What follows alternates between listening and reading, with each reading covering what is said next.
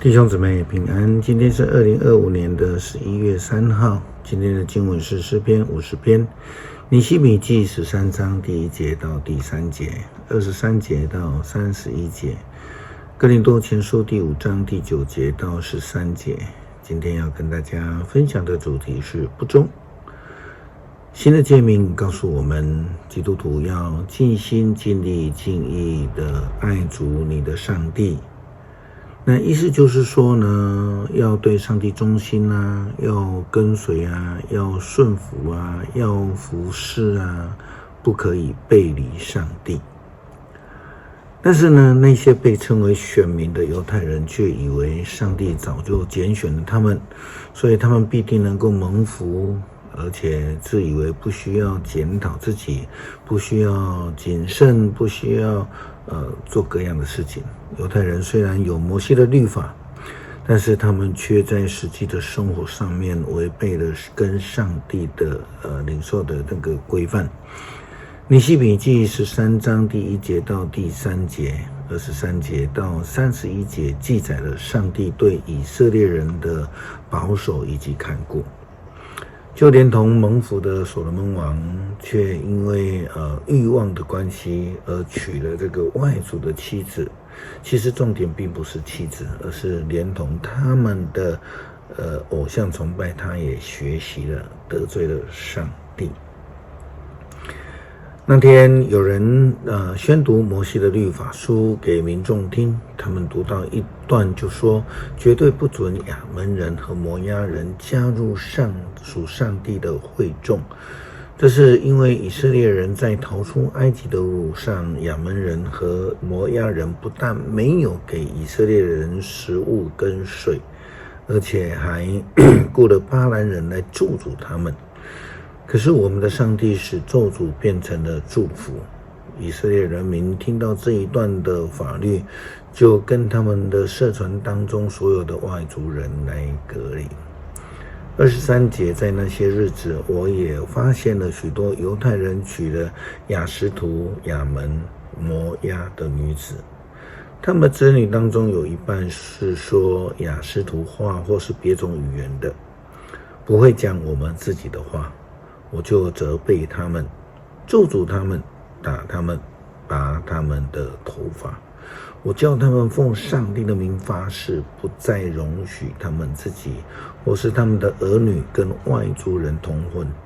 我对他们说，就是外族人的女人所罗门王犯罪。虽然所罗门王比其他国家的君王更伟大，上帝爱他，使他统治全以色列，他还是犯了这种罪。难道我们要学你们的坏榜样，跟外族人通婚而违背上帝吗？耶和耶大是大祭司以利以实的儿子，可是他有一个儿子娶了和伦人三巴拉的女儿，因此我叫耶和耶大离开了耶路撒冷。我的上帝啊，求你记得这些人怎样玷污了祭司的职务和你与祭司以及利未人立的约。于是我洁净了人民，使他们离开一切外族的东西。我为祭司和利未人制定了规范，使每一个人都知道自己的职责。我也安排好要人民按期把献祭用的柴以及出手的五谷和水果带来。我的上帝啊，求你按照你的美意纪念我所做的这一切的事。保罗在写信给哥林多教会的书信当中提及的，当他们在面对当时的宗教文化、偶像崇拜等的影响的时候，必须要有基督徒的品格，要忠心上帝，不然就要面对上帝的判断。哥林多前书第5章第9节到13节，保罗这样提到，从前给你们的信里，我诫过你们，不可跟淫乱的人来往。我并不是指异教徒当中那一些淫乱、贪婪、盗窃和拜偶像的人，除非离开这世界，要跟这些人隔绝是做不到的。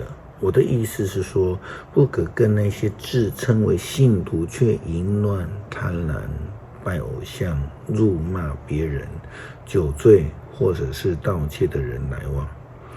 就是跟这样的人同桌吃饭也不可以。我的责任不在于审判教外的人，上帝自然会审判他们。然而你们不是应该审判教内的人吗？正如经上所说，要从你们当中把那邪恶的人开除。诗篇50篇。上主大能者上帝发言，从日出到日落之地发出呼唤，从最纯美的壮丽锡安城，上帝发射光辉。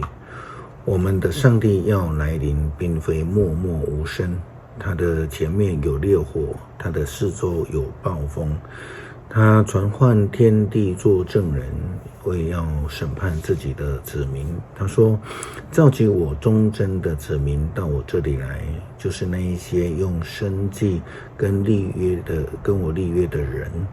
诸天宣布上帝的公义，上帝自己是审判者。上帝说，我的子民啊，要听我的发言。以色列人，我要控告你，我是上帝，是你的上帝。我不是为了你的牲畜而责备你，也不是为了你不断献上烧火祭。我不需要你拿牛拦你的公牛，用不着你拿羊圈里的山羊，因为森林的百兽属于我，千山里的牲畜也属于我，所有的飞禽属于我，地上一切的动物也都属于我。我饿了也用不着告诉你，因为这世界和其中一切都属于我。难道我吃公牛的肉？难道我喝山羊的血？你要以感谢为献祭献给上帝，你要向至高者还你所许的愿。患难临到你的时候，要求告我，我会拯救你，而你要颂赞我。但上帝对作恶的人说，你有什么权利背诵我的诫命呢？你是谁，竟谈论我的约？你厌恶我的管教，你拒绝我的命令。你遇见盗贼就跟他做朋友，你跟淫乱的人同伙。你的嘴巴随时说坏话，你的舌头到处撒谎。你随便毁谤自己的亲人，专向他们吹毛求疵。你做的这一切，我默不作声。你还以为我跟你一样吗？但我要谴责你，让你看清楚这件事。把我忘记了的人啊，要留心听，不然我要毁灭你们，没有人能够救援。凡献感谢为祭的，就是遵从我、顺从我命令的，我一定拯救。感谢主赐下救恩给我们，恳求上帝帮助我们能够忠心的跟随，回应你的呼召，尽心尽力尽意的服侍你。祷告奉主耶稣基督圣名求，阿们。